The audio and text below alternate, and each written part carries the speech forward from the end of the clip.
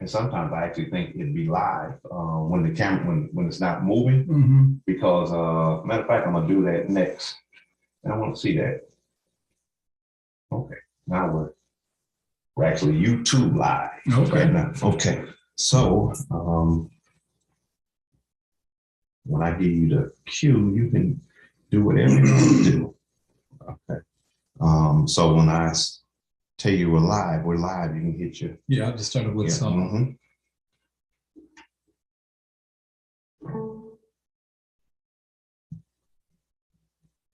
Okay, now we're live.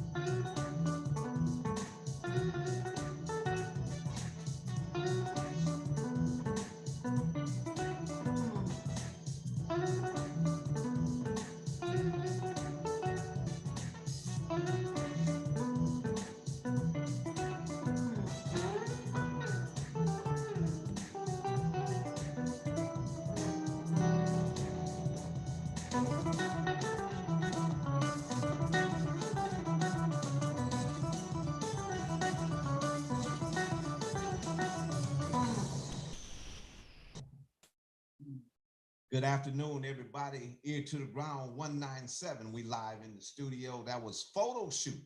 Actually, that was taken by storm. Taken by storm? Taken by storm. All right, slow down, Bryan. Slow down a minute here. Okay. Like I said, ear to the ground 197. We was listening to photo shoot in the car. You know what I told you? That was my favorite song. The second favorite song. Second favorite. And maybe that's why I said that, because it sounded so good. It's my favorite song. We got to clean it up. But ear to the ground 197, and we on a special Saturday edition. And y'all probably saying, Bryan, you've been doing a lot of special editions around here lately. We had to do something special on Thursday because actually of what happened today is the reason why we kind of late today. And we kind of had it messed up a little bit where we had our schedule confused with Randy Scott. Right. Randy thought it was actually on Saturday, but it was on Thursday, but it was actually on Saturday. And then he got caught in some traffic on a tragic accident. I seen that on the news. And I just want to send some affirmation, positive thoughts to the families and the victims that happened out there on the highway. We had a lot of accidents on that particular day anyway. But like I say, anyway, this is a special edition of Ear to the Ground 197 Saturday edition because of what occurred earlier. Brown Chapel AME honored me this morning. That's right. And they honored me with the Charles E. Beatty Education Award. Man. And I had my good friend, my brother Johnny, there with me by my side with a lot of, my mom and dad was there with me. My sisters was with me, my spiritual sisters. I call them my spiritual mom, like I said, my mother, father, Pastor George Wallace Jr. And I was actually truly humbled and honored to be honored by such a prestigious institution, the AME Church, Brown Chapel here, the local one, to be awarded the Charles E. Beatty Education Award. Johnny, when they called me up there, I didn't know, I thought they were gonna call somebody else up with Education Award, instead, So that's why we're kind of late today, but we wanted to get in here. But like I said, I got my good friend here, John E. Lawrence in the studio live. He just hit a note for him, Johnny. Just because he just hit a note for him. See, that was really Johnny playing the guitar. That wasn't a record. He wasn't pantomiming and stuff like that, But we like everybody to share, Y1 and hit like. Share, Y1 and hit like because it stimulates the algorithm. But Johnny, on the screen right there, I have the Rick Starr Presents free concert every Friday night, Summer Jazz 2022 concert series, July 1st through September 2nd, from 7 to 9 p.m. We're starting at 6 though, right? That's right, with the dance. With the dance. From 6 to 9 at 9075 South Huron River Drive in Ypsilanti Township. That's 9075 South Huron River Drive in Ypsilanti, Michigan, Ypsilanti Township at Ford Lake Park on Fridays. I'm gonna catch my breath and slow down a little bit. But anyway, Johnny, what's going on, man? Well, I'll tell you, we're getting excited. Okay. Actually, I've been excited for the last 3 months, but it's coming down to next Friday, July 1st. Is going to be the first one. This will be our first time back and first time at Fort Lake Park. We moved to Fort Lake Park because last year we ended up with Randy Scott, and he brought in about 10,000 people on our last show. And so we figured we'll start this show. As a matter of fact, right after he finished playing on his last show, I congratulated him, shook his hand last year, and I said, put us down for July 1st next year. I want you to kick off our series. So we're going to start off where we left off and then move up from there. And my whole purpose of doing this was to supply the community that I grew up in, that I love, some free concerts every Friday night, all summer long. And so it's going to be from July 1st to September 2nd. And one of the ways I wanted to top what I did last year, my goal is to always outdo what I did the previous year, but I I said, we need a headliner, somebody that's nationally known, that the world knows. And I said, I want to get Jeff Lorber. And I brought in Jeff Lorber Fusion. He's going to close it out on Labor Day weekend, that Friday, September 2nd. And the cool thing about Jeff Lorber is that I had already been working with Jeff Lorber. He wrote a song for me that just came out. Yes, it did. Yeah, it just came out on Thursday. And it's all, you can download it, all the music platforms, you can listen to it. But I sent him a song back in late December. And I said, Jeff, this song sounds like something that you might have recorded. So I was wondering if you could produce it on me. And he said, man, send the song. That sounds interesting. I like to hear it. And so I emailed him the song. And Jeff is the kind of guy, I've been working with him for a few months now, but he's the kind of guy, when you send him an email, he replies right back. Wow. You know what I mean? He's not one of those guys that plays games and just keep you holding, wondering if it's going to happen or not.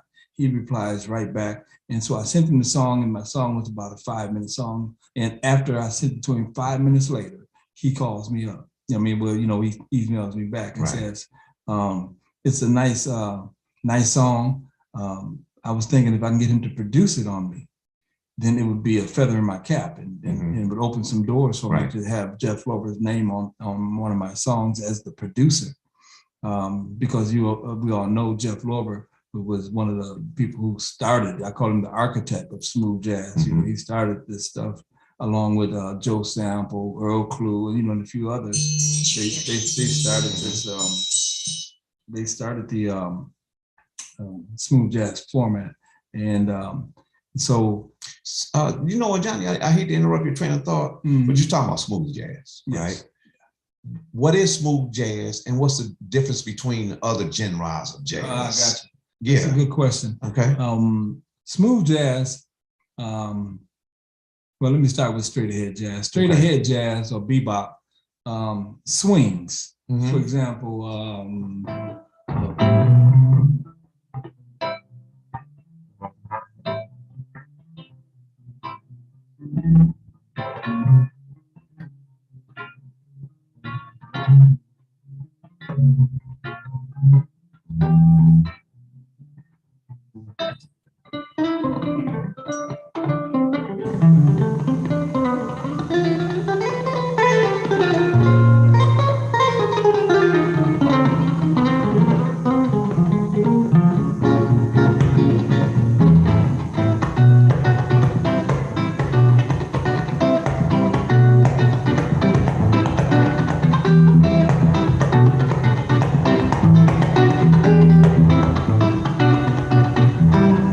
Swing. That swing. That's that stuff I was in guys. Remember in the 50s movies, they're like, go, guy, go. That's right.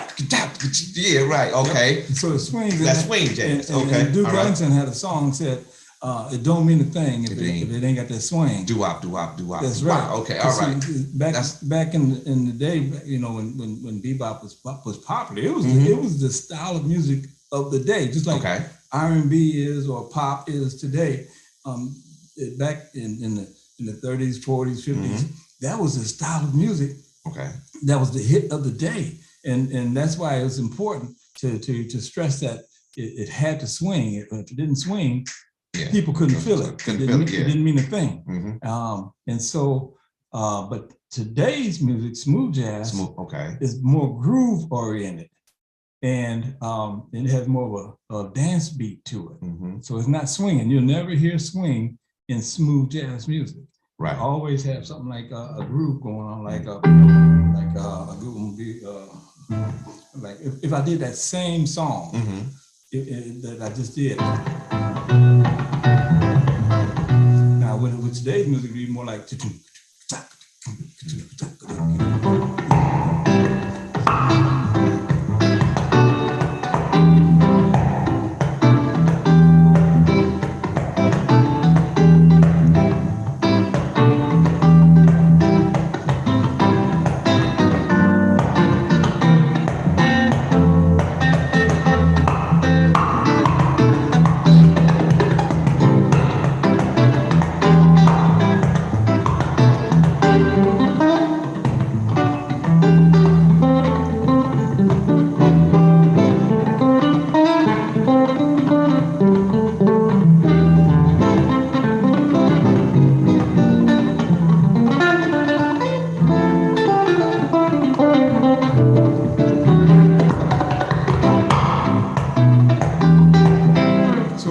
So that translates to this. Okay. Instead of don't mean a thing if it ain't got that swing, smooth jazz would be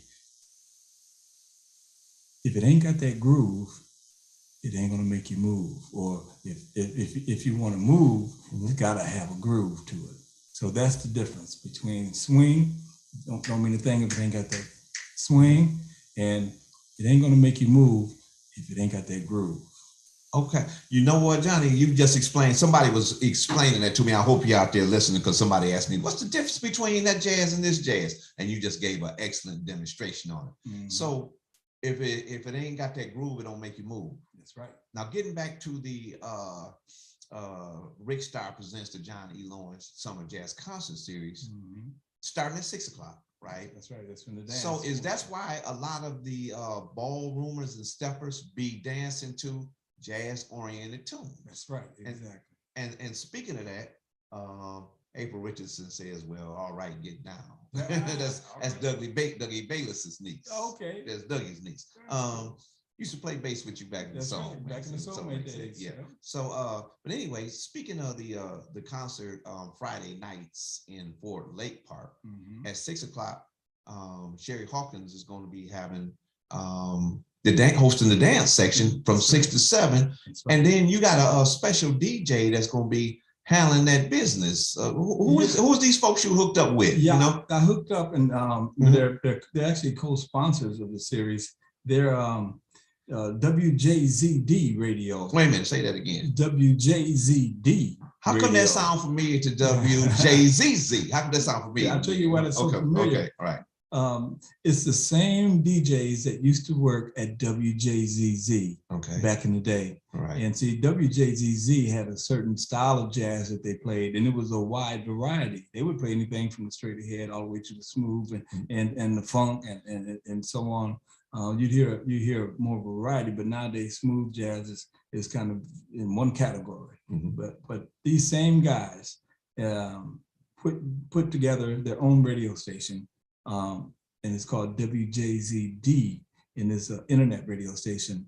And what's cool about them is that they're still following the same format that they used back in the day, which is going to be different. So you'll hear, for example, they're playing my music. Yes. And they'll play something from my Masterpiece CD, like the song I just played, Take 'Em by Storm.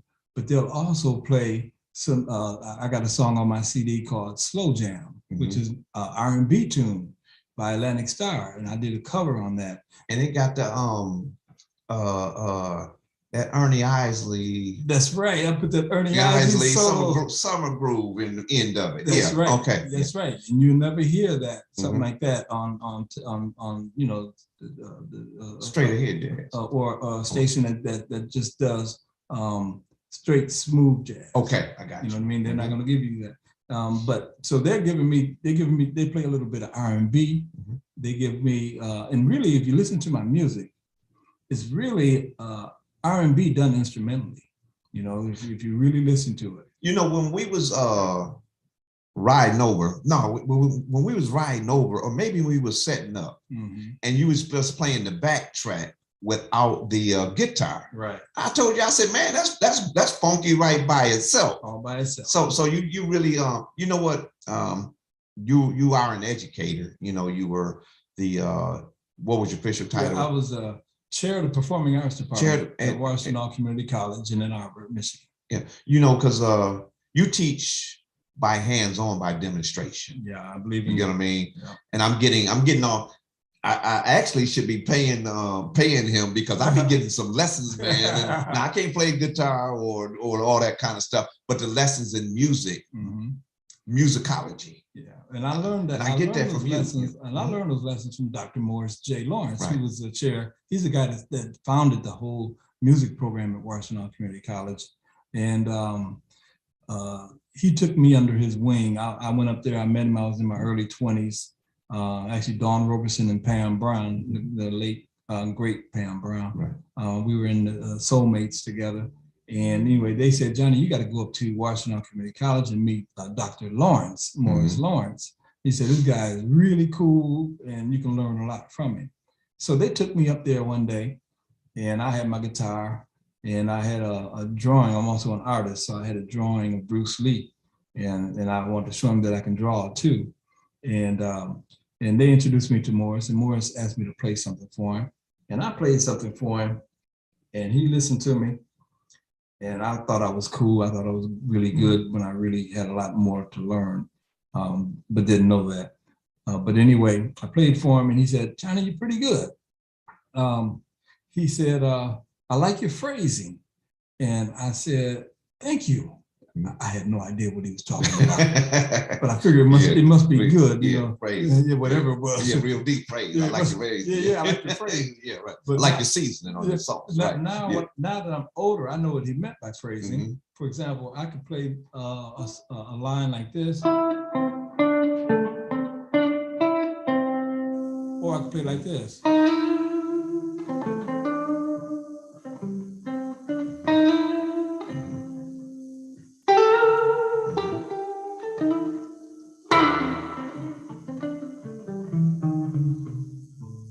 So that's phrasing. That's phrasing. Now, before you say something, you know, I hear people speak. Right. I like the way you talk. I like how you phrase things. Right. And what I heard right there, John, I heard exactly what you said. Yeah. Okay. Yeah. All right. Did I get it? That's it. See, okay. Phrasing. Okay. Phrasing is you're actually playing notes at different volumes. Okay. And you're attacking them a certain way, and you put feeling into the notes. So what he was saying is I like the way you put feeling into your notes, and you feel every note that you play. I never play a song like, you know what I mean? Right. I gotta feel.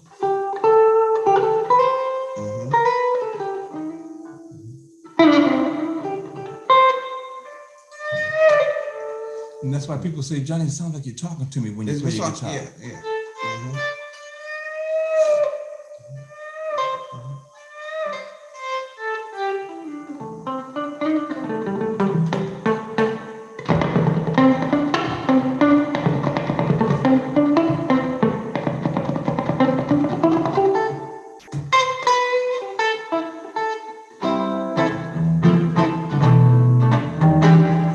It sounds like you're talking. I can follow you. I can understand what you're saying. Like that's what you're saying. You understood me. I understood what you're saying. You understood what I was saying. And it's important that musicians, I think, it's important that you discover your own voice, your own style, and that you feel everything that you do. So Morris took me under his wing, and it was funny. He said, I want you to sign up for my classes. At that time, he was teaching Afromusicology. He was teaching music appreciation, the WCC Jazz Orchestra, Jazz Combo. He was teaching songwriting.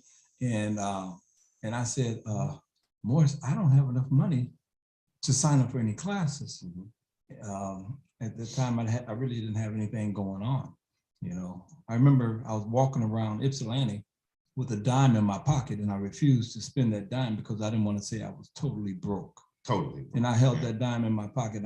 I'd reach in my pocket and I'd feel it while I'm walking through town. And just to remind me, I still have a little bit of money. I'm not broke yet. And so I held on to that dime for like, weeks and months, I didn't have nothing going on. So anyway, he said, don't worry about it. If you can't register, just show up to my classes. He had day classes and night classes. And he said, just show up to my classes, act like you're enrolled, and learn everything you can learn from me.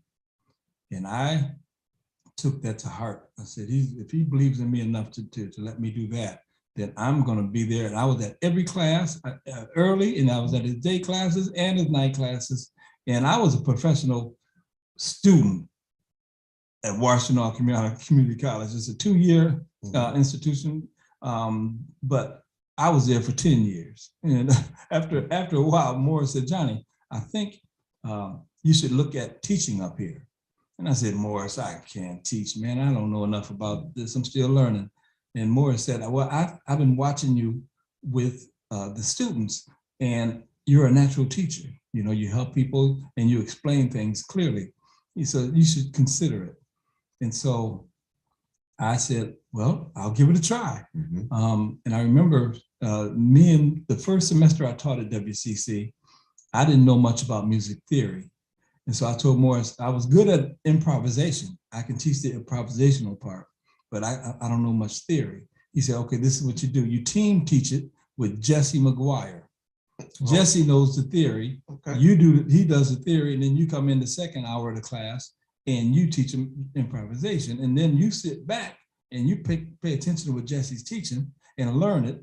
And the next semester, you can teach it all by yourself. So we team taught the class, and Jesse McGuire is going to be coming to my That's what I was just giving. I was going to say, can we put a bookmark right there and talk about Dr. Jesse McGuire? Dr. Jesse McGuire is going to come to my jazz series. He moved to Phoenix, Arizona about 25 years ago, and hasn't done any type of major performing since. I mean, in this area. In this area, right? In this area, but he's gone on to do some great things. This guy. If you go to YouTube and type in Jesse McGuire Super Bowl or National Anthem, you'll see Jesse playing in front of millions of people, playing the National Anthem.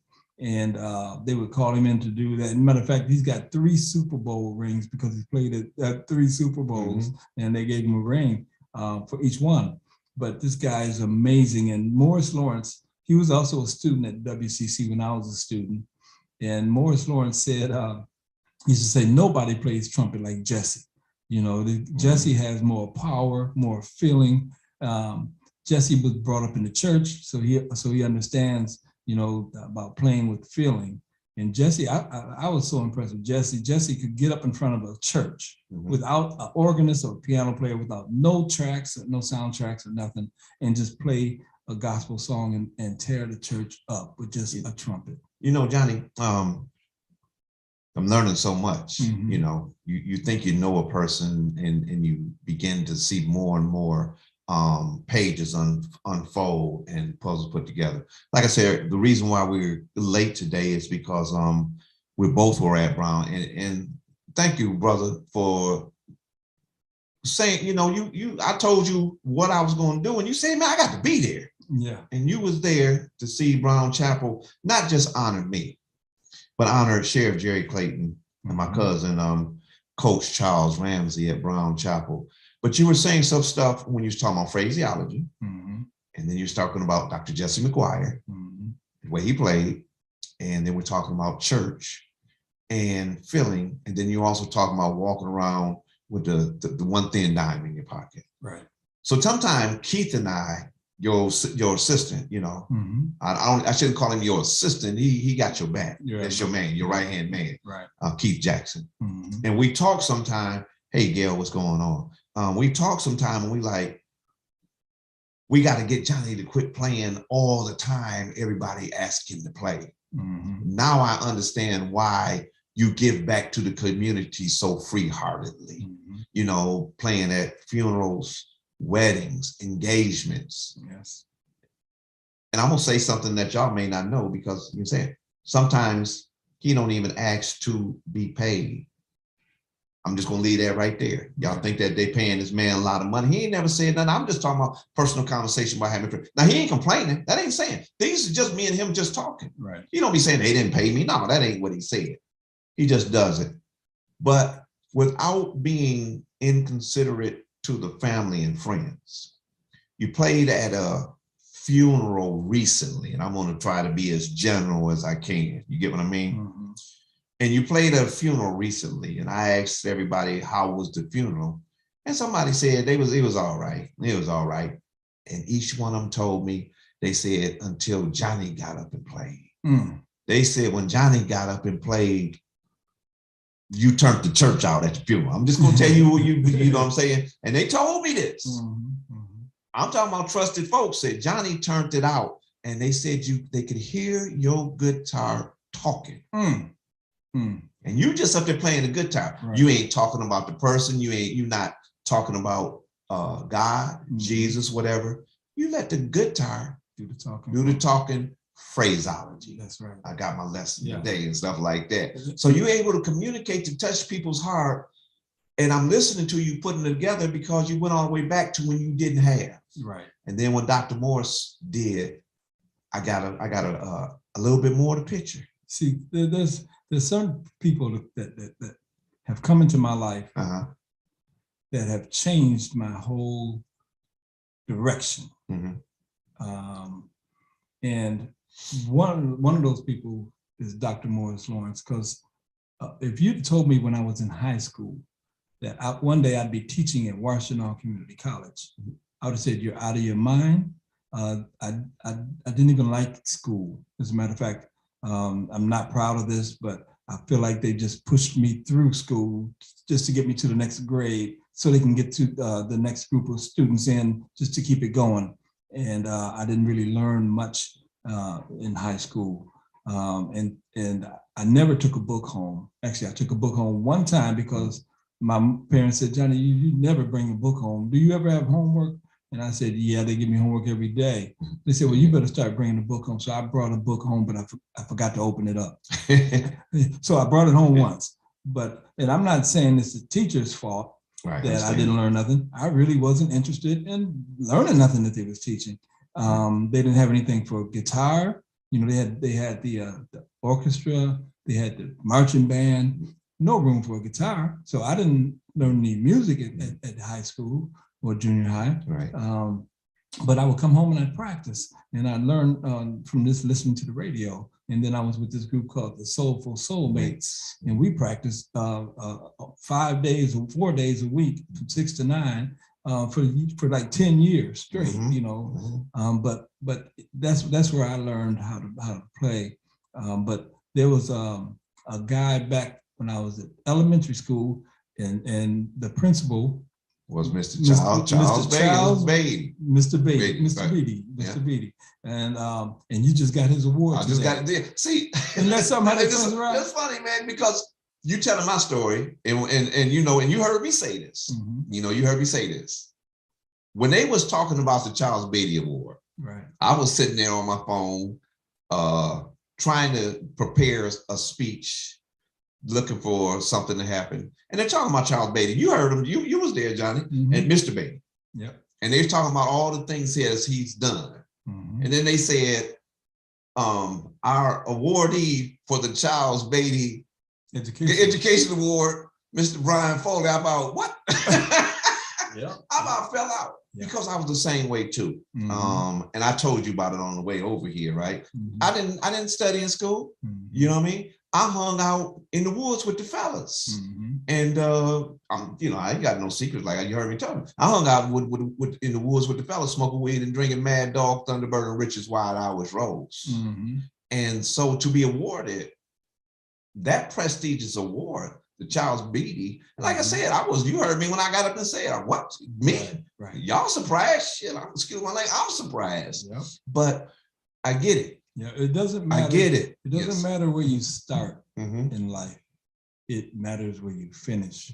And it also matters that you understand that life is a journey, and you just keep growing and learning every day, and trying to be a better person, better, whatever your gift is, whatever your calling is, try to do it to the best of your ability. And so if somebody would have told me I was going to be not only teaching at Washtenaw Community College, but running the whole program, developing courses for people to take in certificate programs, I'd have said, you're out of your mind. You know, I don't see how that could be. And so it wasn't anything that I did that got me up there. It was God looking out for me and introducing me to the right people that would guide and direct me through life and get me on a positive path. And I still see God doing that to me every day. He's still doing that. You know, I can't even explain, like the jazz series, I can't explain how that came about. I can explain how it came about, but I can't explain how come it was so successful, other than God had his hands on it, and he still got his hands on it. I remember that one day when Sean Gary was playing last year, it was storming and raining and so bad in Detroit to where they shut down I-94, they shut down the Southfield Freeway. And Sean called me and said, man, I can't even get off my front porch because my front porch area is flooded. And he said, are you guys still doing the jazz series? I said, yeah, we're still doing it. It's still sunny over here, man. It's not raining at all. And then I talked to people who were coming from Brighton. They said, Right. man, it was terrible out there in Right. that direction. People coming from Chelsea area, and people coming from Toledo, Ohio, and even people coming from my neighborhood, which is on Ford Lake Village, which is just about what 5 minutes. 5 minutes away. 5 minutes away, and it was raining there, but it never rained in Riverside Park. And I was looking. I'm a living witness to the testimony, because not only am I the MC, this year I'm the stage manager, and I'm sitting up here watching on the weather radar, and I'm watching the clouds, right? And I'm watching the clouds go all the way around us, parting even. But I got a picture also too, that when you and Kenny were actually, we're gonna talk about this series, right? But I took a picture of you and Kenny when we went out to Frog Lake when it was flooded, right? And I got this iconic picture of you. I don't share too much. I think I may have shown it to you, where you got your hand in the air like this, looking over that, man. And for people who are non-believers, I'm just gonna say this, is who not believing in the power of God and what you can do when you have faith in Him and you are driven for a purpose. God will step in and provide a way that you hadn't planned. We talked about these things earlier. If either one of us had a plan, us sitting right here, I would never be. My testimony is, I tell Johnny all the time, when I'm on the stage, what I tell you, Johnny, I'm in my element. I never would have thought that I would be working with Johnny Lawrence, one of my childhood heroes. He talks about the man, the Soulful Soulmates from back in the day, but the Soulful Soulmates practiced 2 days, 2 doors down from me, over Grady Rice's garage. You get what I mean? Where they were formed at. And you guys were always our superheroes. And that's why we formed the band. But I never would have dreamed in a million years that I would be doing the things that I'm doing right here, working with. And this is no case. He has heard me say this personally. Working for my childhood hero. And it's crazy. I never would have dreamed it in a million years. If like we said, if we would have made plans, God would have laughed at us. But here we are. That's right. The Rick Star presents free concert every Friday night, Summer Jazz 2022 concert series, July 1st through September 2nd, 7 o'clock to 9 p.m. But we're going to start at 6. And that's at Ford Lake Park, 9075 South Huron Drive, Ypsilanti, Michigan, in Ypsilanti Township. Johnny, we moved from out of Riverside Park, right?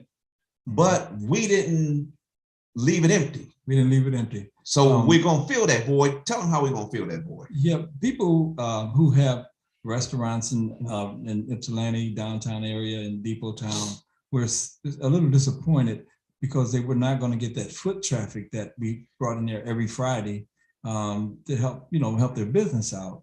And so what I decided, I said, what if we did an afterglow party, afterglow meet and greet the artists after every concert, and we did it at a different restaurant downtown, or a different location downtown Ypsilanti. And I ran it by the restaurant owners. All of them are excited about it, because I figure if we advertise the afterglow right along with everybody's performance, for example, Randy Scott is going to be there this Friday coming up, July 1st.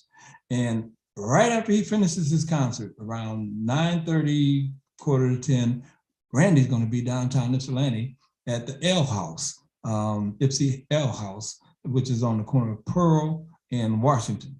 And he's going to come in there. We're going to have the cameras, the camera crew. We're going to have lights, action camera, and he's going to come in. We're going to have his music playing. We're going to announce that Randy Scott is in the house, and he's going to come in and meet and greet his fans. He's going to sign autographs. He'll be there to take pictures, take videos with everybody, and sell his merchandise. And so I said, we can do that with every artist, and we're going to announce it and publicize it. So my goal is to bring hundreds of people every Friday after my concert, after the concert, down to Ypsilanti, and bring all that foot traffic down. And I can envision people just walking around. You know, I was downtown in Arbor. I had played at the Blue Llama, and I went there around 4 o'clock in the afternoon, and there was people walking all around downtown in Arbor, just hanging out, the outside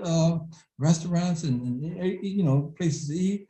And if they wasn't eating, they just were walking around. Just mingling around. Yeah, and it was just a cool thing. Then when I got out we finished the gig, I got out around midnight, and people were still walking around, just enjoying the weather and just being, I said, I can see that happening every Friday downtown in Ypsilanti and make that the happening place. And so we're going to be bringing hundreds of people, maybe thousands of people, depending on how many people want to come down, downtown. And I know that they all can't fit in one establishment, but I'm trying to urge all of the establishments to stay open on Friday nights so they can get that overflow crowd. If people can't get into Red Rock, for example, they can go right down the street to Bellflower, you know, in Pearl. They can go over to the L House, you know, they can go down to Depot Town to Sidetrack. They can go to Aubrey's. And so anyway, make that a happening place. And so the first one is going to be Randy Scott at my concert, but then we're going to go right down to L House. The L House. The L House is located on Pearl Street, right on the corner of Pearl and Washington, in the northeast corner right there. Old Huron Hotel for y'all old school people, right across the street from the bus station. That's right. Yeah, and they got a nice parking lot. Got a nice parking lot. Yeah, for everybody. Then the second one is going to be Lynn Roundtree, and he's going to be coming on July 8th to do his performance at the Jazz Series. But then right after the Jazz Series, he's going to do his Afterglow meet and greet, and it's going to be at Aubrey's down in Depot Town. At my friend, our friend Andy French's restaurant. Andy French's restaurant. Okay. Yep. And he's got an upstairs area that'll be perfect for it, you know. And sticks. Yes. Got the pool tables up there. They even have a bar up there already. Yep. And they have a little pool stage. table and little stage, and they actually have little games up there to play. What I'm trying to say, pinball and stuff. Pinball. Yeah. And John, you know what? They got that bad balcony out there, That's man. Right. I forgot about that. That balcony up there with the flames up there overlooking Thompson and Company. That's right. It's a view up there in Depot Town. If y'all haven't been to Aubrey's and been upstairs, y'all, tell you something. You won't even know you're in Ypsilanti sometime when you be in Depot Town. Yes, sir. So we're gonna do it there. And then on the 15th, Paula Atherton, she's a female saxophonist coming out of New York. And she's excited about being a part of it. She's going to do her Afterglow at the Sidetrack, and that's our friend Linda French.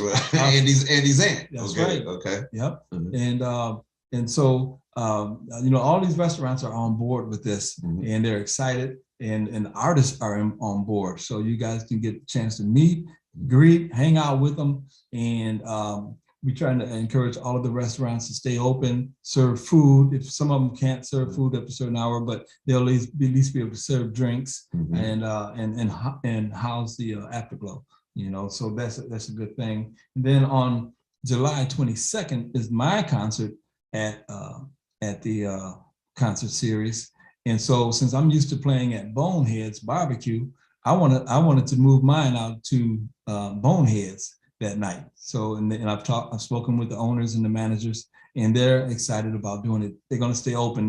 Their kitchen closes at 10, but they're going to keep their kitchen open. You know what's so unique about that Bonehead spot is that all you got to do is go out, take Whitaker Road and go out there and go out that way, or go out Rossville Road. Either way, and then go out there, either make a right and left. And you ain't too far from down there, man. Yeah, y'all get out there and get some good barbecue afterwards, man, and get some food and everything like that out here. Boneheads. That's in Willis, Michigan. That's right. Just a little bit south of Ypsilanti. Yep. And just take Whitaker straight down to Willis. To Willis Road. And or if you want to take Rossville down to heading south, Rossville heading south to Willis. To Willis Road. Hook a right. Make a right. Then it's on the left. And so we're gonna keep the party going. Right. There. I just thought it would be cool. Then we got on July 29th, saxophonist Daryl Beebe is coming, and he's that guy's a heck of an entertainer. I'm so happy to have him on board. But his Afterglow is going to be at the Red Rock, and it was funny. I had spoken to all of these restaurant owners separately at different times. And then I said, I got to still go by the Red Rock and see if they'll be on board with it. You know, it's another barbecue joint downtown Ipsy on Michigan Ave. The Red Rock Barbecue, right across from Bobcat Bonnie's, right across the street from one of our sponsors, Blackstone Bookstore and Cultural Center. That's right. Yeah. Man, they got some good smoked barbecue up in there. And I always go up there and get you the half a slab. You get what I mean? I sit up in there, and I'm glad you down there, man. Maybe we can get the hookup now. Yeah. You know, we always looking for the hookup. Yeah. Red Rock Barbecue. So, man, after that, they can come down there and get them some barbecue, some ribs. They got pulled pork sandwiches, beef brisket, you name it, all kinds of condiments, and a real nice atmosphere. And they got a place to sit outside too. That's right in downtown Ypsilanti. Right downtown. Yeah. And it's funny. When they first opened up, years ago, I played there for them to help bring a crowd in for the opening month. For about a month, I played there. I forgot what day of the week it was, but I played there, and I met the guy, the owner. His name is Sean Cool, Cool. He changed his name. And I remember, that was his name. That's his name. That's a real name. Sean Cool. Sean Cool. And I said, man, you got a cool name. Literally, you know. But anyway, and then after I finished playing there, I started bringing my students down from WCC, the jazz band students, and they would play down there for free, and he just feed them each night, you know, when they played. And so we had a relationship going, and so anyway, I walked into his establishment 2 days ago, and as soon as I walked in, here he comes walking out of the kitchen. And he says, Johnny Lawrence, because I had forgotten, you know, and he said, Johnny Lawrence. I said, man, how you doing, man? I said, have you heard about my jazz concert series? He said, yes, I've heard about it. And I heard that you had to move it out to the township, to Fort Lake Park. I said, yes, but I got a plan to bring the crowd back down every Friday. So you guys, and man, he was all on board and excited about it. And so Daryl Beebe is going to come down to Red Rock. And then there's a restaurant that you hit me to called Bellflower. That's right across from the bus stop on Pearl Street. And I went to that place and I was so impressed with the quality of the food and the decor. You know what I mean? It's a nice modern look in there. Yeah. You know, and they got a little outdoor section, you know? And so anyway, I went in there and I talked to them. Actually, I had met Tom Buttman down there, who's one of our sponsors. Owner of Gene Buttman. Owner of Gene Buttman Ford. Right? That's right, Gene Buttman Ford. And we had lunch down there, and I was telling Tom about the Afterglow idea. He said, well, I'm friends with the owner here. He's sitting right there at the bar. Right. So he took me over and introduced me to him, and I told him my plan. The guy said, I like it. Let's do it. Let's do it. You know what I mean? And so everybody we spoke to really likes the idea of hosting the Afterglow. And I'm not charging them anything. Right. I just this is my way of giving back to the downtown area and letting them know there's no hard feelings. I had to move because we needed a larger venue. Very simple. You know? And so, but we're still friends with everybody down there, and we still want them to be successful. So we're gonna bring the party back down to them every Friday night after the concerts. Then so Yancey's gonna be at Bellflower, and I chose that for Yancey. Because you know, I'm tracing video out here. I'm gonna tell you why I chose that place for Yancey, because he's a classy guy, right? And he can appreciate that type of environment. And I think he'll be a perfect fit for that. Yeah, I can see Jancy up in there. Well, I can say the decor when you come up in there, when you first come in there at the serving counter, because you can see the people serving when you're right there, and then you go all the way to the back, and the way they got there. I'm not a drinker, but I'm just saying, you know what I mean? The way they got their alcohol bottles displayed and stuff like that, it's really look back there. And then you go outside. You can either go into the covering side to the left, or you go to the right, and you're actually outdoors. And it got a real I don't want to call it urban, but a gritty urban feel outside. You get what I mean? That you don't feel nowhere else. You know, like I just said earlier, there's a lot of places in the city of Ypsilanti and Ypsilanti Township that when people go out and visit them, you wouldn't think that we have this type of quality place like you're talking about in the Bellflower. So I'm excited that you built a relationship with the Bellflower. And see, what my hope is that people will be exposed to these restaurants and want to come back and frequent these restaurants regularly. Right. You know, somebody told me that so I have to keep my phone on because during this time of the year, I'm getting phone calls that could make or break the concert series. So I have to be available. We had a situation yesterday. That's right. Yeah, that's right. Yeah. So So I have to keep my phone on because I have to be available. Right. For because it can make a because like I said, we had we had something major yesterday. Right. Something major yesterday. Right. But we were riding around with the top down. Right. But I'm talking about the one before the top was down too. Yeah. So that's right. Right. So anyway, that's why you're hearing that phone ring from time to time. But anyway, the afterglow for the next one is going to be, so Yancey's August 5th, and he's going to be at Bellflower. And then August 12th, we got Dr. Alvin Waddles, a fabulous piano player. He's going to blow everybody's mind. He plays everything from classical to jazz to gospel. Right. You know, and a master pianist. And he's going to be at Blackstone Bookstore.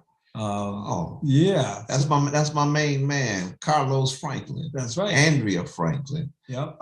Kip Johnson and our songstress sister Athena Johnson. We go, you know, and I told him I'm going to bring them in there. And it's a classy place. It's an upscale bookstore. Right. And so he's going to come in there. And then the next one we're going to do is Demetrius Neighbors. Now Demetrius is coming to he's coming to the concert to perform on August 19th. At the Summer Jazz Series. And then, by the way, we had to change the name of the jazz series from Frog Island Jazz Series to the Johnny Lawrence Summer Jazz Concert Series, because if we kept that same name, people would automatically assume that we're going to be in Frog Island. In Frog Island. Right. So that's for clarity and the confusion. That's all. And we even changed our logo. We used to have that frog.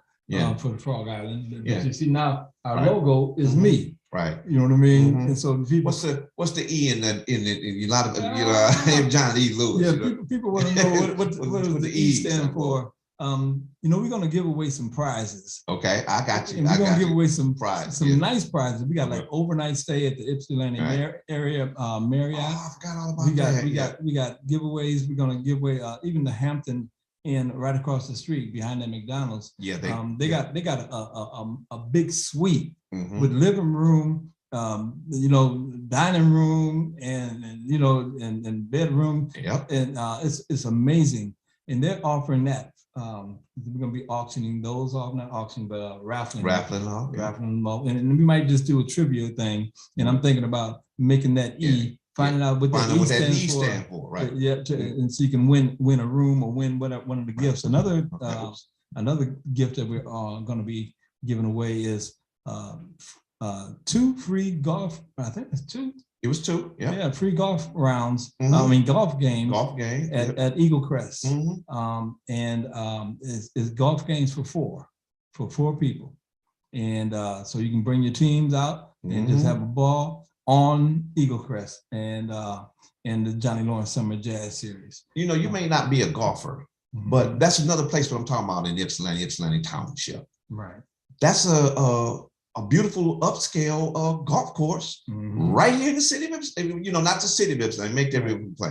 Ypsilanti Township, but in the Ypsilanti community. That's right. Yeah, and just recently, Anthony Williamson, the director of Park Ridge Community Center, they hosted their annual golf tournament there. I believe it was Thursday or Friday. One of the most beautiful golf courses right on Fort Lake, where we be performing at. That's right. Yeah, right there in that area, man. And we raffling off 2 rounds of golf, so that'd be 2 teams and 4 people, however the golf thing goes. Yeah. I know they just hitting the ball. I don't know the Right. intricacy of it, right? But it's a valuable package. It's a It costs money. It costs money to do that, right? For you golfers. Yeah. And then after that, on August 26th, we're gonna have Dr. Jesse McGuire come.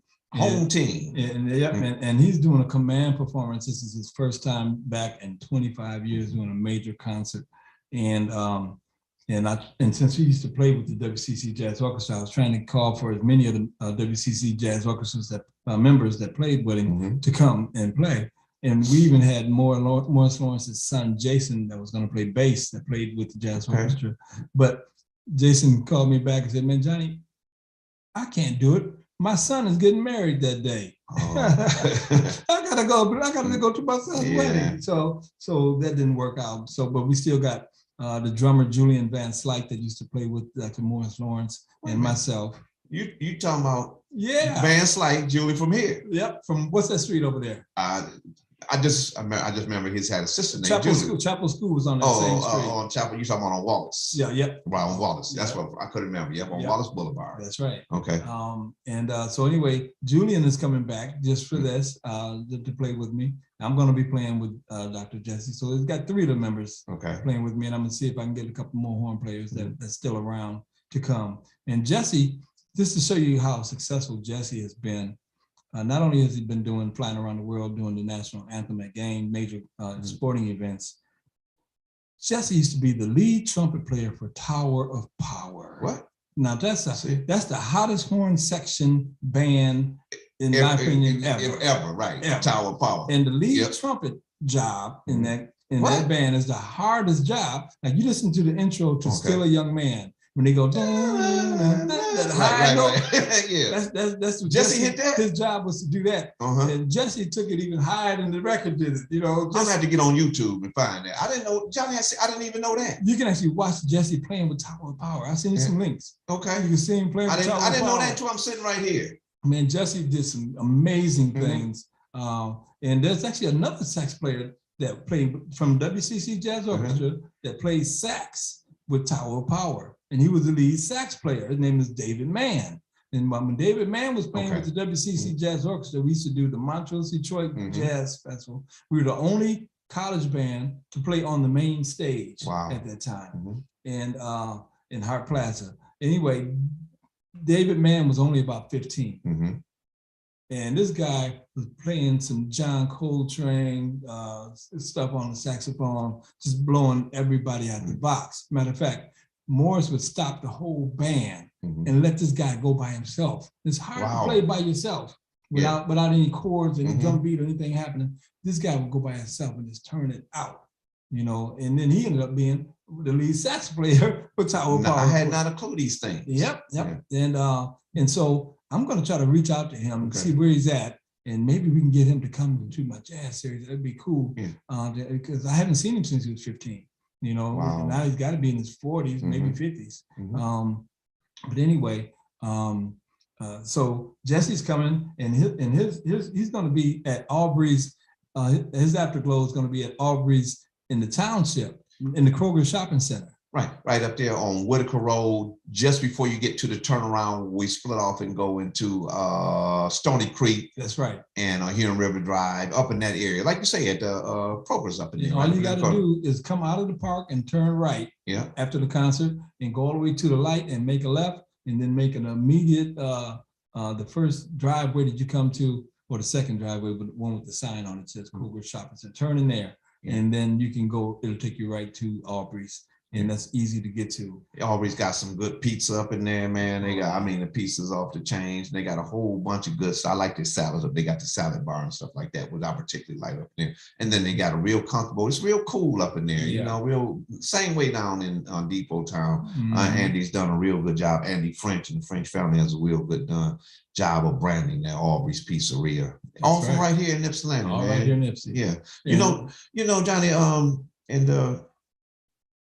you used the word, you said vision, and you said some things that people didn't. I'm one of the handful of people who really knew what was going on with the actual movement of the Johnny Lawrence Frog Island Jazz Concert Series, and out to Fort Lake Park. Like I said, I'm one of the hand people. I hear a lot of rumors. I hear a lot of accusations and innuendos, but they just don't know. And we just let people say what they have to say. But you used the word when you said vision. And that vision, what you're showing is making unity in the community through our businesses, through music and what have you. And with the Ypsilanti community, what you're doing right now with the Ypsi Glow is expanding and much more. And people couldn't see that vision to understand what was going on with the bigger picture. You know, they don't just tunnel vision thinking, oh, Johnny got big, he done moved out. The city kicked him out, or no, there ain't none of that stuff happened whatsoever. You get what I mean? But like I said, the vision. And sometimes when people don't see vision, you get what I mean, they don't understand, and then they create their own It reach their own conclusion. Their own conclusion. Instead of actually coming to the horse himself and and a lot of times that conclusion that they draw is incorrect. It's incorrect, and I know it is. I've heard various scenarios and very incorrect, but that's okay, because we're not gonna feed. You told me not to feed the negativity, and I'm not feeding the negativity yet. And so one of the things that we're gonna do, people keep asking, you know, is there going to be enough parking? There we go. That's the other part I'm leading to. And see, what you have to do is understand that whatever I'm doing, I'm thinking it through, and I'm doing it to make the event better. And I would never put you in a situation where it's going to be worse. We're going to have ample parking in the park, and the park, we're going to have at least 1,500 cars that you can park there. And that's the park. We're going to have 100 handicap parking, which is right next to the grass where you go step on to watch the show. And let me make that relative. We have at least 1,500 parking spaces in the park. Okay. Legally at the park, at Riverside Park, we only had 20 at the most. At the most. 20 in the park, and then we parked them on the grass there, and maybe we had, let's just say for the sake of argument, maybe we had 100 parking spaces. I know I was out there with Chuck. Maybe we had 100 parking spaces in the park.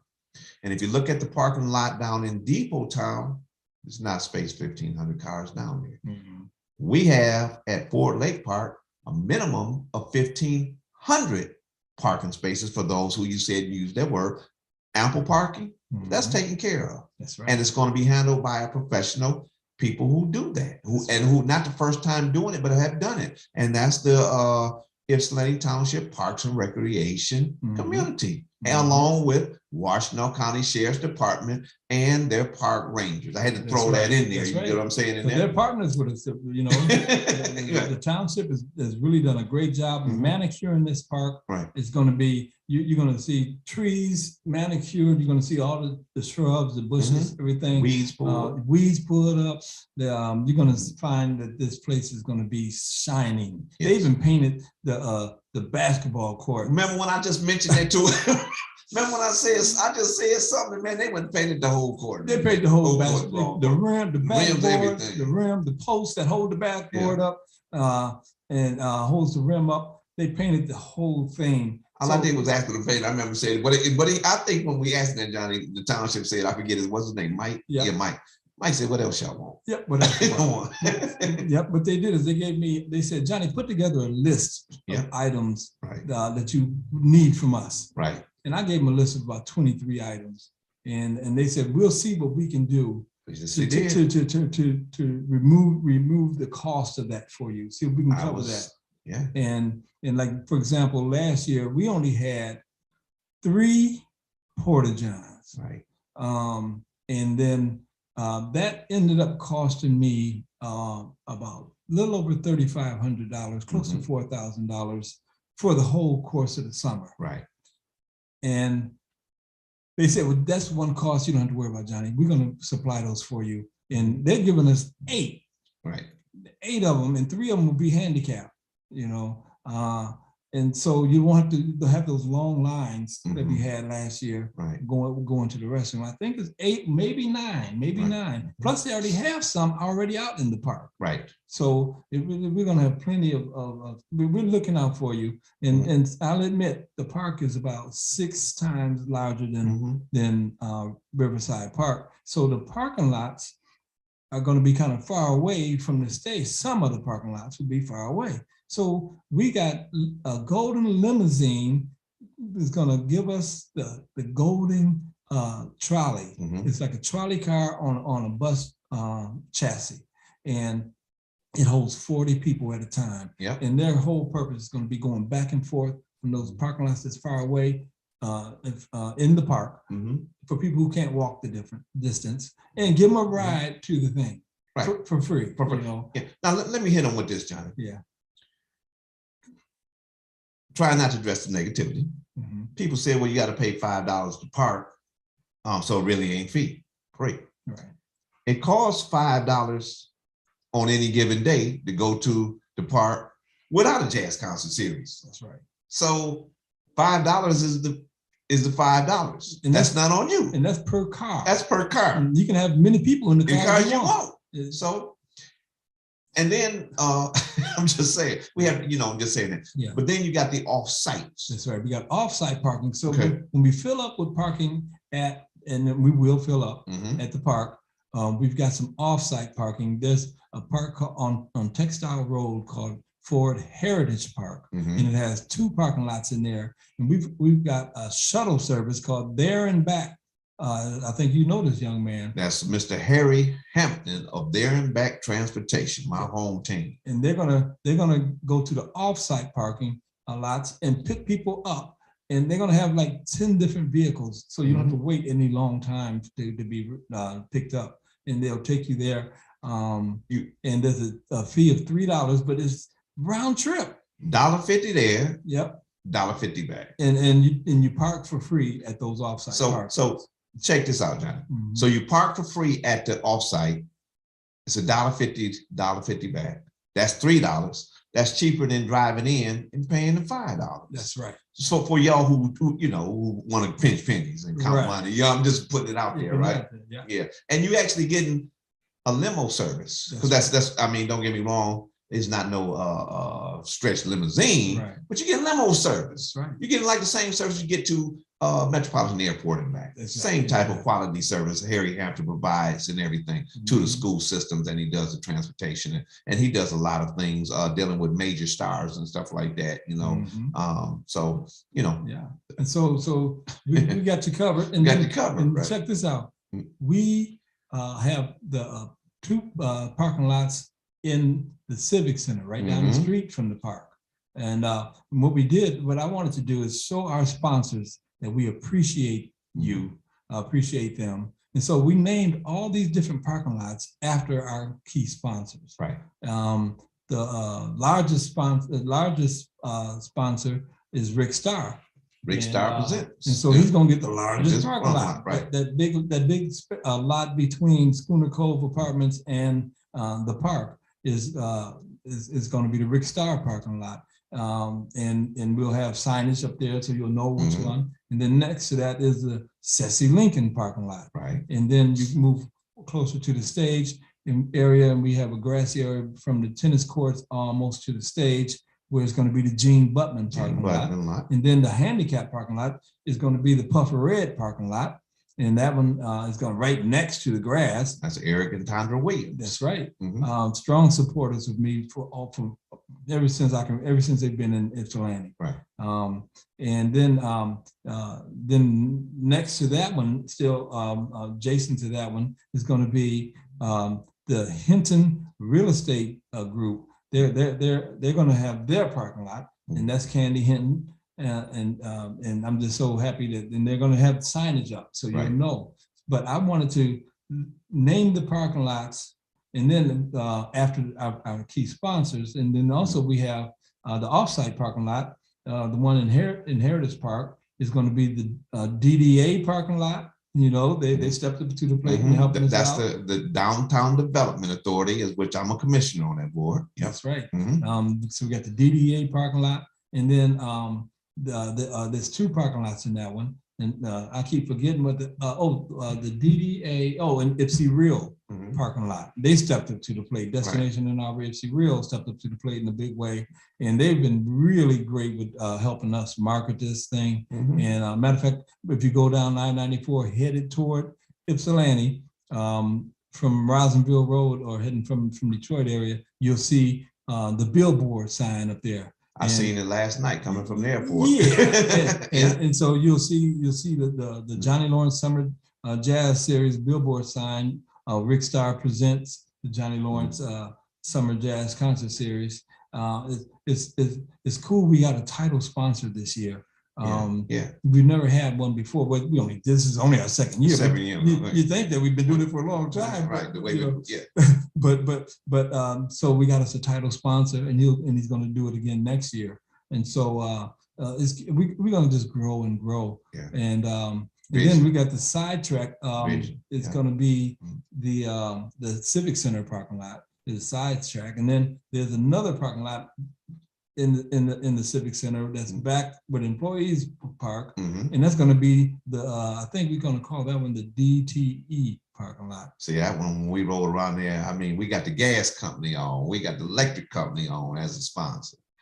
We got some major sponsors. Speaking of sponsors, Johnny, not just for the sake of advertising, right? But being a good steward of the community. People visit your place of business or whatever it is you do. Say, for instance, I wanted to become a part of the Johnny Lawrence Jazz Concert Series and support right now. Is it too late for me to do that? It's not too late, because last year what we did is we accepted sponsorships all the way up until the last day. Right. And we had money coming in even after the series was over. People just wanted to see this be successful and be a part of it. And you can donate, and you don't have to be a business. You can actually just be, you can just donate, go to our website, which is John E. Lawrence Jazz. That's JOHNELAWRENCE jazz.com. And that'll take you to our official website for the jazz series. And you can actually donate straight there. You can use Cash App, you can do PayPal, you can do credit card, and you don't have to donate a lot. You can just donate something, and it all adds up when you get thousands of people donating a little. And so you can still do that. And also, if you want to become a sponsor that's at the higher level, there's still room for you to do that as well. And we've got a souvenir booklet that's going to blow your mind. Last year, everybody was amazed with the quality of it. It looks like a magazine, expensive magazine. But this year, it's going to blow last year's out the box. Wow. Everybody who's working with me is trying to do better than what they did the previous year. And I just want you to know, everything that we're doing is designed to make it better. We got WJZD radio station, they put together an ad, a radio ad, and you see it on Facebook. There's a video, and they also have just the sound. And they're playing a song that I wrote called WJZZ in the background. It's a song that I wrote in the style of the music that WJZZ used to play back in the day. And they heard it, they fell in love with it. They said, Johnny, we want to make that our theme song. And they have. Yep, and they've been playing that thing. They've been playing that thing every day. And also the commercial that they gave us airs every hour, 24 hours a day for the next 2 months. And actually it was 3 months. They started earlier. They started advertising earlier. So for 3 months straight, they've been advertising. They're going to be advertising that every hour on the hour, maybe not on the hour, but every hour. And they're going to be promoting the jazz series. And they're going to come out and they're going to be bringing some of their top MCs, radio personalities to be the MC for the jazz series. Bryan is still going to be there. He's still going to be on stage. He's going to be the stage manager. He's still going to be the first voice that you hear when you come to my jazz series. He's going to be the first voice on that stage, and he's going to do his thing. He's going to be the hype man. And I told him the first thing I want you to say is what? Are you ready? That's right. Okay. I'm gonna do it a little bit more heavy on that. Yep, that's his tagline. Yeah, right. You know, and I want him to say, "We are back." We are back. You know what I mean? Yeah. And I'll let you know that this is something that's my goal is to keep this going and growing every year. Even after my days on this earth is gone, I want to just leave this as my legacy. It'll always be called the Johnny Lawrence Summer Jazz Series, concert series. But I'm going to be training somebody to take my place. So when that time comes, it can keep going, and then they have to do the same thing. We're going to just keep this thing going for years and years to come, generations to come. So that's the purpose, and I've got some ideas that's going to blow your mind. This year is going to be really nice. Don't get me wrong; it's going to be special because on the last day we got Jeff Lorber Fusion. Now I remember listening to his music, learning his stuff, like run called Rain Dance.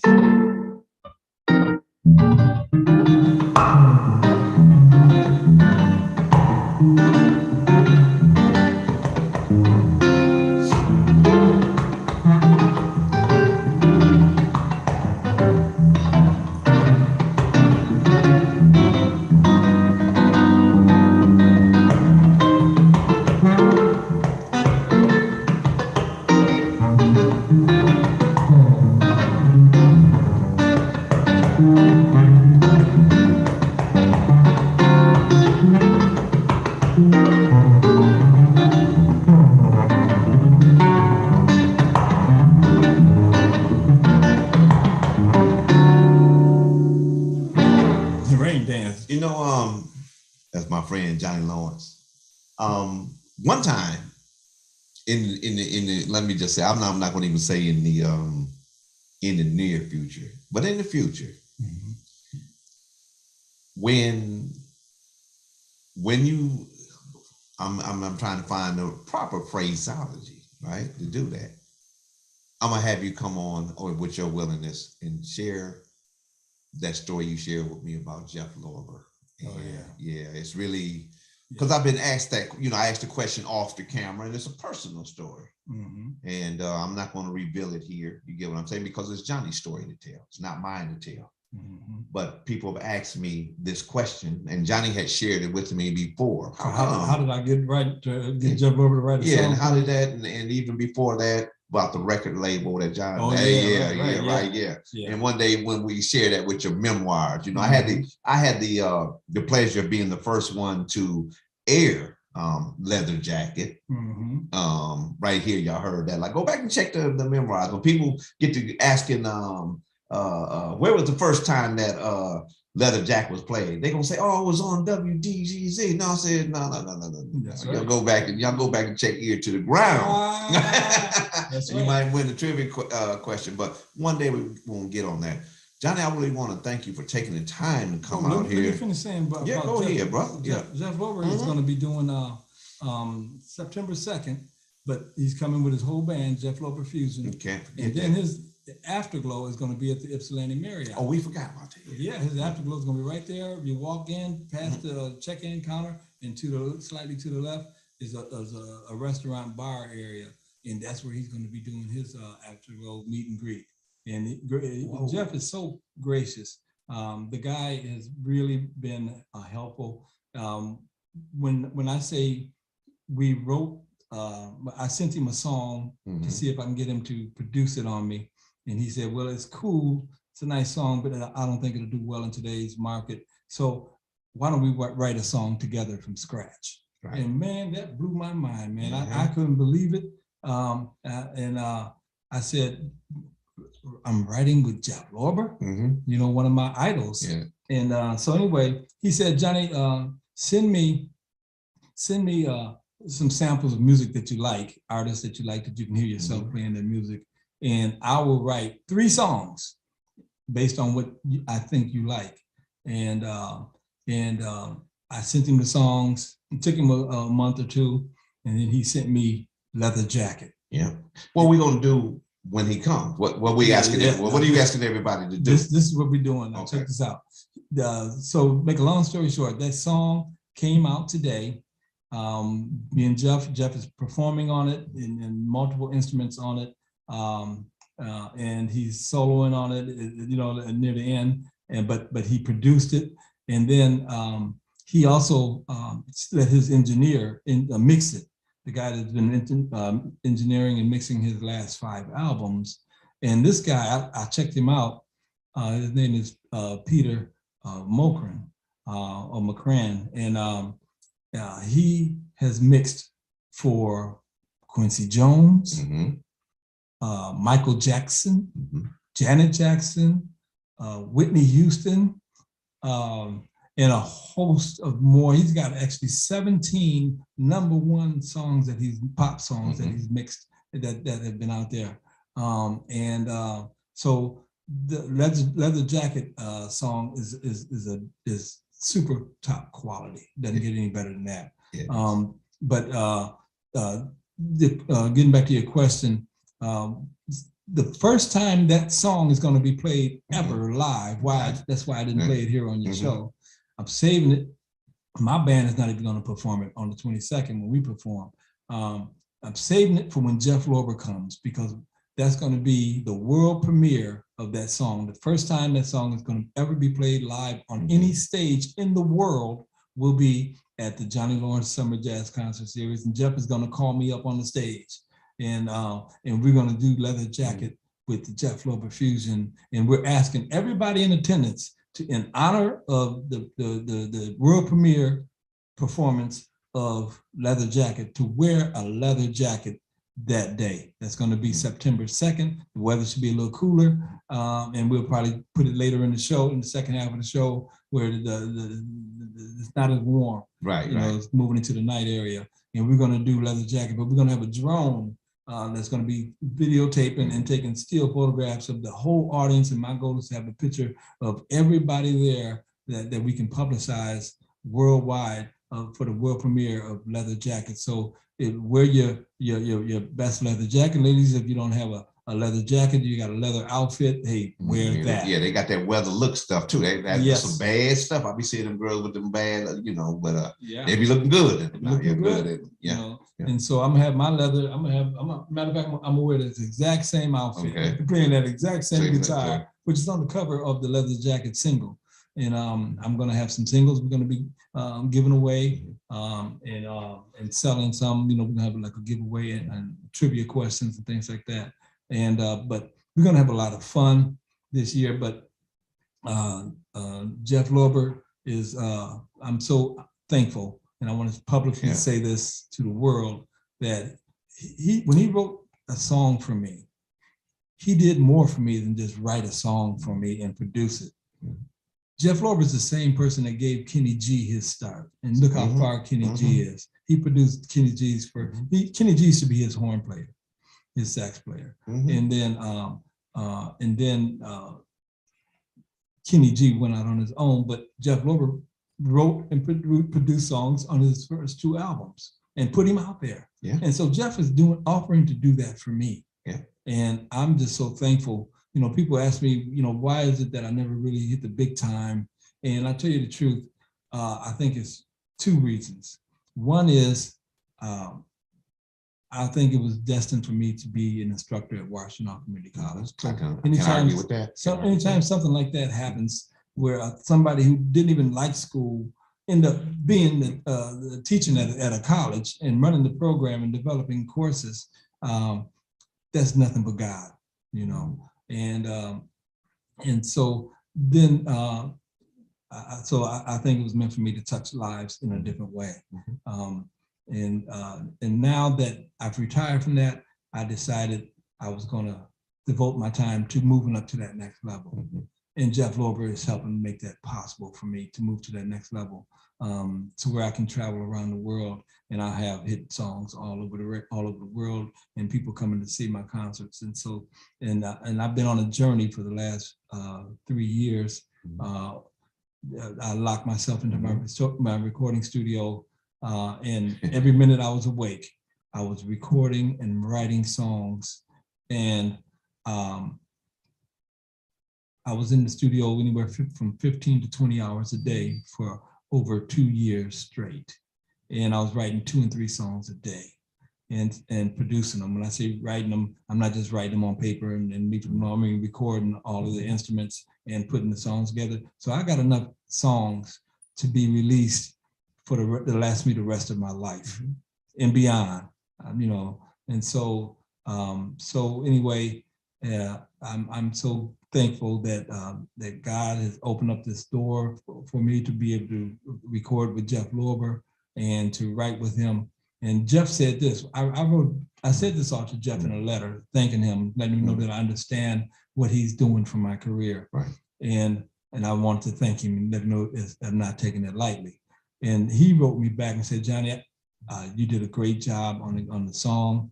And all I did is based on the style of music you like, I came up with this chord progression and this groove and the melody. And you did an excellent job on making the song come to life. And he said, I hope this is the beginning of many more to come. And so I got me a writing partner with Jeff Lorber. Isn't that cool? I know. And I've already sent him 2 more songs that's already in the works. Yeah. And those songs are going to blow your mind too, you know. But anyway, I'm just very grateful, thankful. I'm seeing a lot of things, doors opening up for me, a lot of things. I'm going to be doing an interview on Fox 2 News next Wednesday at 4 p.m. Through Zoom. We just finished doing Under the Radar. And you saw that with Jeff Lorber and myself. Jeff Lorber was there. Y'all Google that, man. I don't know if y'all know, but y'all listen to history being in the making. Yes. And I can testify that. Y'all go check out that under the radar on that. Just Google it. Go on Facebook and Google it and tag Johnny Lawrence and Jeff Lorber. He ain't just out here. I'm one of the few people who have been.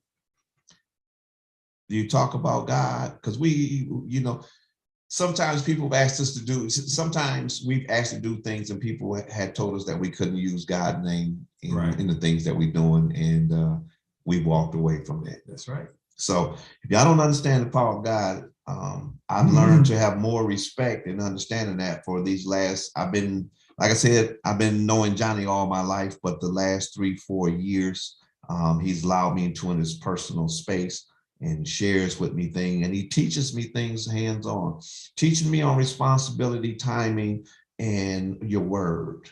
And those things right there, he demonstrates it through music, because when you playing music, you can't play your note when you feel like playing it, because it won't be on beat. That's right. You can't play what note you want to play because you'll be out of harmony. And so when you got to say 1, 2, 3, 4, you got to be on time, and everybody got to be on time. And Johnny has demonstrated through me, through the art of music, musicology, to apply those principles in every aspect of my life. I'm not there yet, but I've sure enough knowing, understanding the importance of those principles that he's teaching me on a daily basis through that guitar that he has right there. And I'm gonna tell you who my first teacher, guys. At L.C. Perry School, we had a teacher named Mrs. Rosebrough, and she had a combined 4th and 5th grade class. And she said, if anybody has any talent, I want you to come the next day and display your talent. And Michael Lewis, the late great Michael Lewis was 10 years old.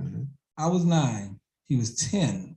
And Michael played for the class. Can I say, because I know the story? Yeah, go ahead. Louie.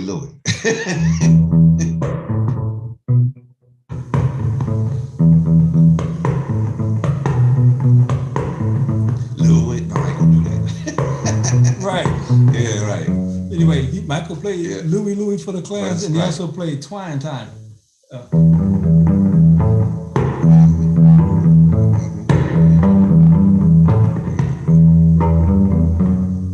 Anyway. At 9 years old. Now he played that. I was 9, he was 10.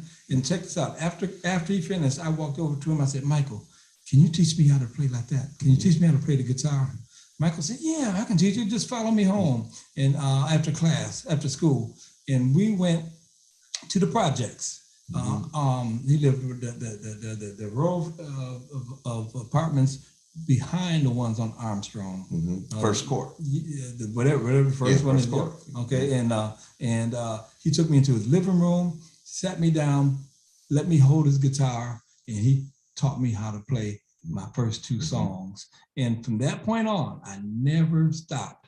And I've been practicing every day, and I still practice every day. I'll get up at 4 a.m. sometime and I'll practice, and practice, get my first 3 hours in and practice before most people even get up.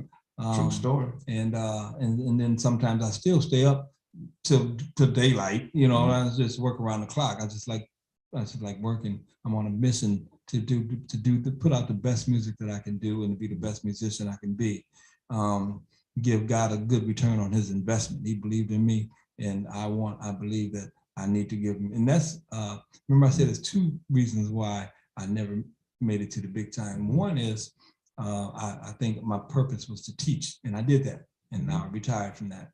And now the other reason is, until I started really devoting that time,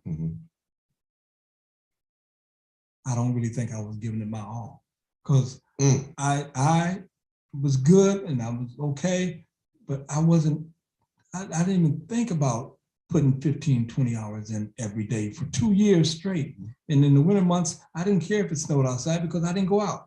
I didn't shovel my snow on purpose. I just didn't go out. I didn't want to miss it. And it's funny, people, now that I've got all these songs written, and people say, Johnny, why are you still down there every day writing? Why are you still doing this? It's a way of life for me now. I can't stop, and I don't want to stop. And it's funny, people be saying, Johnny, don't you ever take a break? Don't you ever go on vacation? I don't go on vacations because all while I'm on a vacation, I'm thinking I need to be back home working in the studio. I need to be at home practicing. I need to be at home working on something. So what I did is try to make my house like a vacation spot. So when I come home, beautiful home. When I come home, I got the atmosphere outside with the lights shining on the bushes and the deck and all this. So I feel like I'm on vacation when I'm at home. And every room in my house is made for a purpose to help me become a better person and better what I do. You know what I'm gonna do when I finish my house? I'm working this in the process for y'all. Say he ain't gonna never finish house. You gonna finish house. I'm gonna do exactly what you did, except I'm gonna do a little bit bigger. You got that. Johnny got a Christmas tree. Yep. He got a Christmas tree in the living room. Yep. We was doing something and we had to. It was a special Christmas special. And I said, because I remember when he told me what he was going to do and how he was going to do it, and he said to me, he said something. And I said to Johnny, I said, man, when did you set up the Christmas tree to do the shooting? And he said, man, the Christmas tree been up all the time. Most of the time, you don't go into people's living room in the house because we be in the backyard, in the basement, in the kitchen. Right. And then, so I never, we hung out in the living room. I said, Johnny, when did you put the tree up? He said, the tree been up all the time. With gifts up. Seriously, I'm just telling y'all the truth. Yep. The gifts and everything. Every time, yeah. And people say, why don't you take it down? I'll tell you the truth. I like the glow around Christmas time when you go into people's house and their homes, and they have the Christmas tree up, and it's a certain glow, certain atmosphere. And I said, why should I have to wait till once a year to experience that? So I'll come in tonight and turn on my switch, and I got a Christmas tree on, and I'm playing my guitar, and I'm just feeling good. I learned that I don't have to conform to what everybody else wants to do. I don't have to worry about anybody else's approval, right? Of what it is I do. I just do it because I think it makes me happy.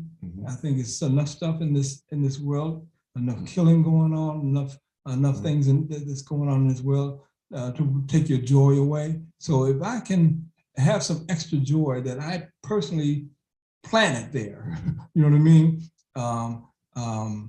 Then I'm going to do that. And it gives me my strength. The people wonder, where do I get the strength to do the power, the motivation to keep working so hard? And it's because I believe God gave me this gift, and I believe that God wants me to be happy, and I do things to make me happy. And but I believe in working hard. And that's why I'm doing the jazz series. I started working on this year's jazz series back in January. And we're going to be working all the way to the day of the first one. Right. And even after that, during the series, we're going to still be tweaking it and trying to do things bigger and better and more efficient. But the main thing is I wanted to give back to the community. Yep. You know, and that's what this is all about. And people can critique me and say, you know, I shouldn't have moved. They can say I'm getting a big head, or whatever they want to say. But I know why I'm doing it, and I got a vision, and I got the picture in mind. And what you see, what you're going to see this year is going to amaze you of what this jazz series has unfolded and turned into, and what you're going to see in years to come will amaze you. You know, in the future, we're going to just keep it growing. And so I learned not to pay attention to the people who complain about, you know, because see, one thing I learned is people will complain about change, whether that change is for the better or for the worse. They get used to working in a certain way and live in a certain style. And anytime there's change, there's some resistance. But change is good for you. Yes, it is. You know, and failure is good for you. If I fail at something, I learn what from that failure. I learn what not to do, you know, and so next time I can do it better. Yeah. You know. So. You know, like you said, people that were oppositional to the move, and I believe I was the last holdout. May not be. I believe I was one of the last. I was the last holdout on the team, and they just, you know, Johnny, he'll tell you straight up and down. So this wasn't something I think you should. And still trying to convince Johnny that we should stay where we're at. It's a true story. You know what I'm saying? So it wasn't no what have you. And I gave the pros and the cons, and he gave the pros and he gave the cons, and we what have you. And we went out there.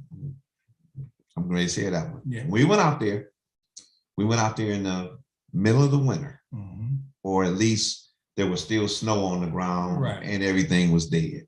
And I'm like, nah, Johnny, we gotta go back. Right. And okay, you made up your mind it was gonna go. Okay. So as being a teammate and a team member, working for someone, you follow their vision. You may not understand their vision. And I had to accept it for what it was and make it happen. That's my job. Make it happen. Then we had that first meeting with the township officials, and I told you, what did I describe it? I had a Wizard of Oz experience, because when I went out there in the wintertime, all I seen was black and white. It was snow on the ground. When we went back again, all the flowers had bloomed, the leaves had rolled on the trees, they had the grass, and it was literally a Wizard of Oz experience when it went from black and white to color. And it was that point right there when I said, aha, I see it now, Johnny. Yes. I didn't see his vision then, but I stuck around long enough, stayed in, I didn't quit. And, you know, and all that kind of stuff. I heard, you know, I got those conversations too. You know I did. Yeah, I got them conversations too. But when I had that Wizard of Oz experience, and y'all gonna have that Wizard of Oz experience too, July 1st, when Randy Scott comes to Fort Lake Park in Ypsilanti Township at 6 o'clock.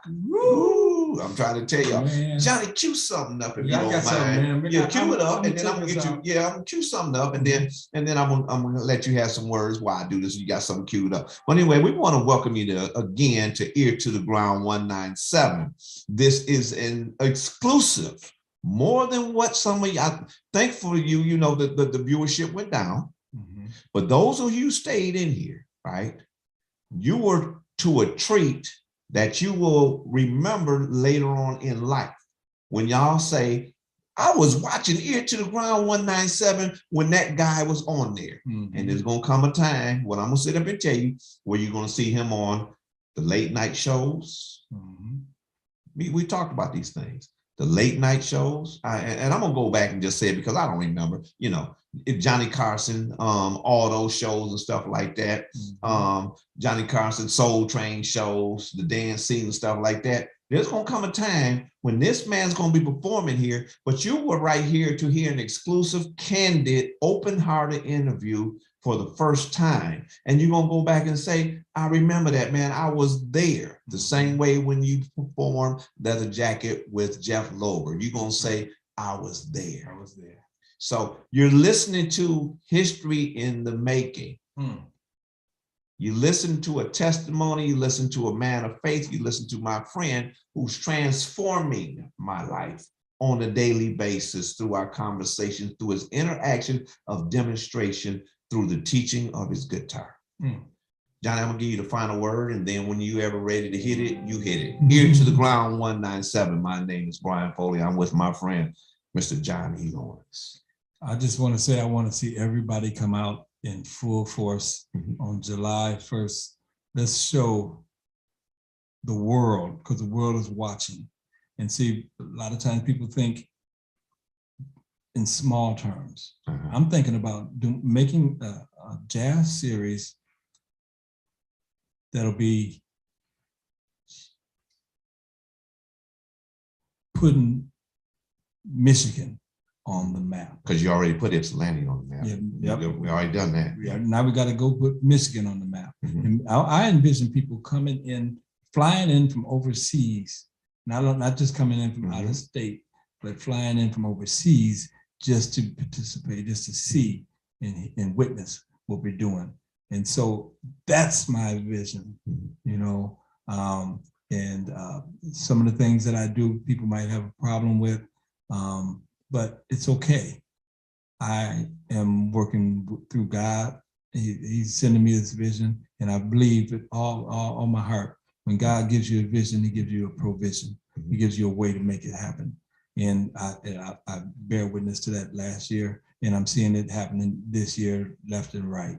So come on out and let's have a great time all summer long at Ford Lake Park, the Johnny Lawrence Summer Jazz Concert Series. And we have a title sponsor this year, Rick Star Financial. And we got a lot of sponsorship. Matter of fact, we're going to make a banner with all of our sponsors and their logos and all of their websites, you know, because we got so many, and they deserve their own. And I got a team. I got to back up and talk a little bit about team. We had our first meeting, final meeting before Friday, before Friday's show. And it was a room full of about 20, 30 people in there. And all of these people have something. The township people were there. They were meeting my team for the first time. And we were meeting them. They were meeting them. But all these people are on board, and all of these big people individually come together as a group and make this series what it is. It's not just me. You know, it's called the Johnny Lawrence Summer Jazz Series because it's my idea, you know, but and I'm the founder and the curator, but there's a whole bunch of people behind the scene.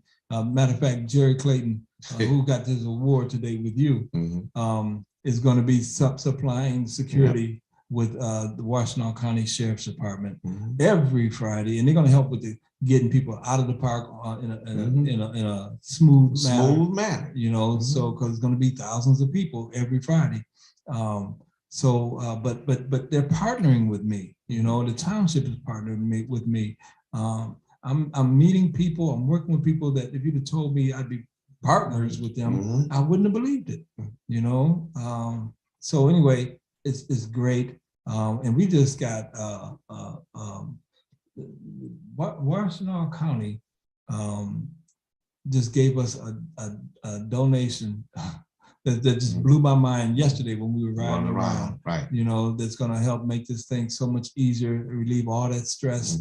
I heard the conversation. Yeah, I had them on speakerphone. They had speakerphone. Yep. And so you know, but look out for our sponsors. We're going to have banners up there. We're going to have yard signs with the the names on it. But I just want all of our sponsors to know I really appreciate you stepping up to the plate and making this happen. It wouldn't happen without you.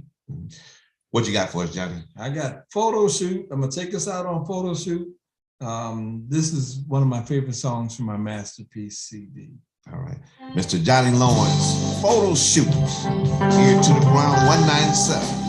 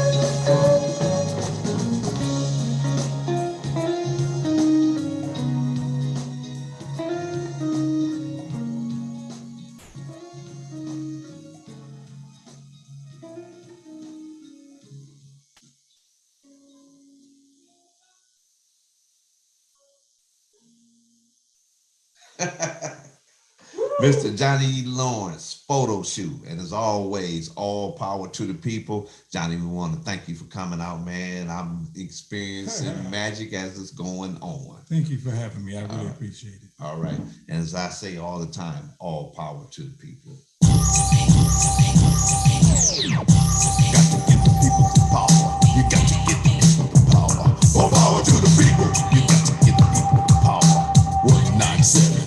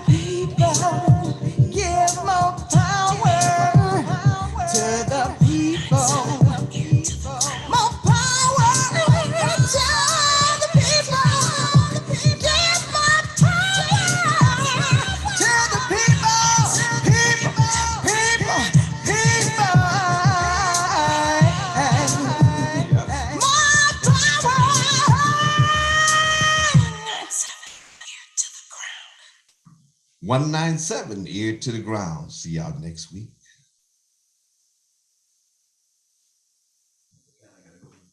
Now we all okay. Man.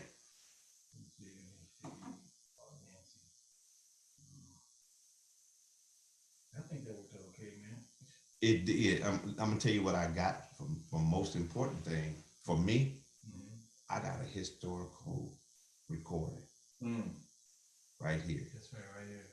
Knowing your vision. I got it. I got an exclusive interview before Leather Jacket hit big. Yeah. I got it. Hey man. Yeah, we still good? Yeah, we're still good. I'm at Belleville Road right now. Oh, okay. Yes, one right down Belleville Road. I mean, not Belleville. Go down the next exit, Rosenville Road. Okay. And you're gonna take that exit,